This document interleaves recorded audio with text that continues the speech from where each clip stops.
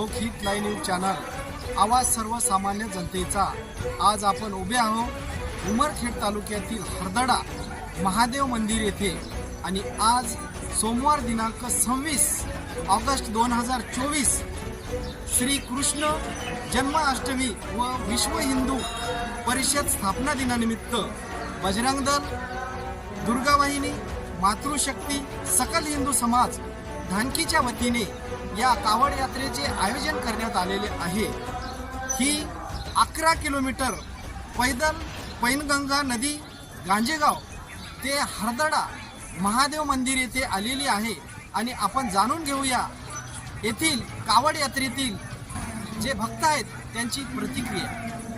दरवर्षीप्रमाणे याही वर्षी जवळपास 16 वर्ष झाली कृष्ण जन्माष्टमीच्या दिवशी विश्व हिंदू परिषदेचा स्थापना दिन असल्यामुळे आपण जवळपास आजच्या 16 वर्षापासून कावड यात्रेचं नियोजन करत आहोत आणि धानकीवरून याचं आयोजन होतं आणि विश्व हिंदू परिषद बजरंग दल आयोजन करत असते। गांजेगाव पैनगंगा नदी धानकी ते अमृतेश्वर सरकार हरदडा असं याचं आयोजन असते। सर्वांना श्रीकृष्ण जन्माष्टमीच्या हार्दिक शुभेच्छा। आज आपण जवळपास 16 ते 17 वर्षापासून विश्व हिंदू परिषद स्थापना दिनानिमित्त आज जे गोकुळाष्टमीच्या दिवशी आपल्या विश्व हिंदू परिषदेची स्थापना झाली।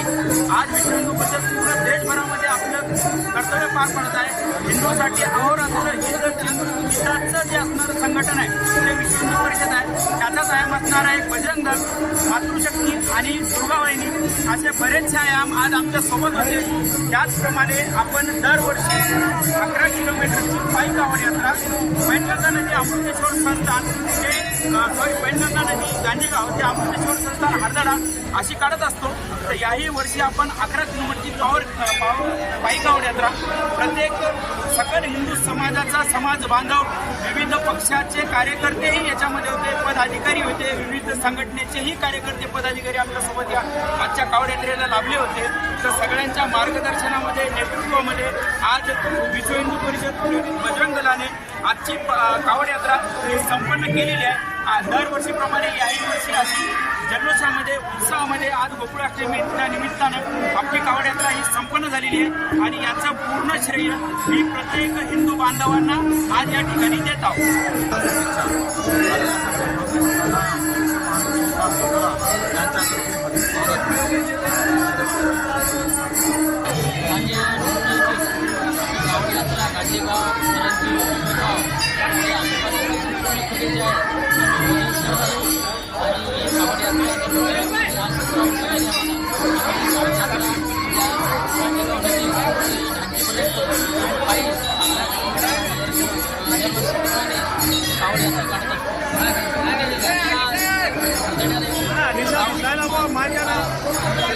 स्लाइड चेक मारा दिवा पुढे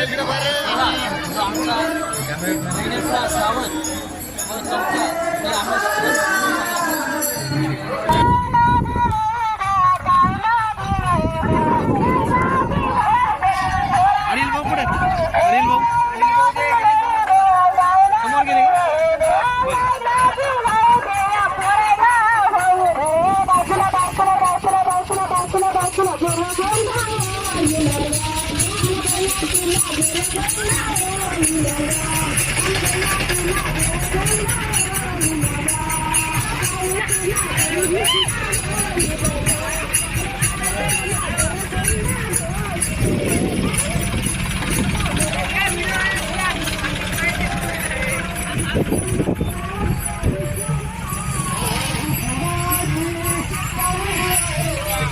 बोला घरचे राहू